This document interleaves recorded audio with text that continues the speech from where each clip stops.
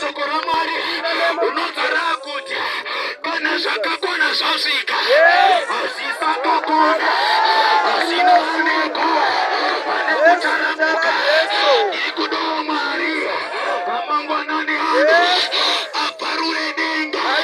pakaita atipinde kana Mwari ukaparura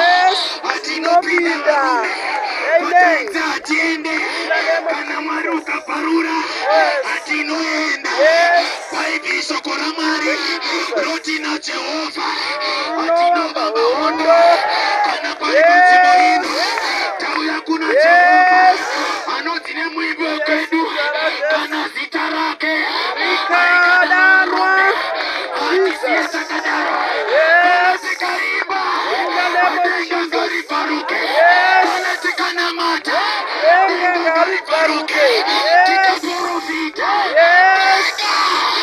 ngariburuke tikaameni. Hallelujah, Jesus.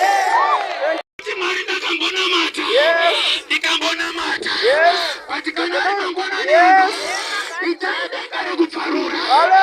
kana mukasari parura Mwari atiyanemunga riparura nekuti ndimi makarisika kana richibvira Mwari aisati haiwawo Mwari haiwawo Mwari haiwawo Mwari pari kuti haiwa Mwari ari kungotaura kuti hakuna mumwe anogona kuparura denga saka ari kuti haiwawo Mwari haiwawo Mwari hakusvika rini vasiri kuda mai vakalitera vanoti Mwari wenyasha chibereko changu vachizvarire manjuso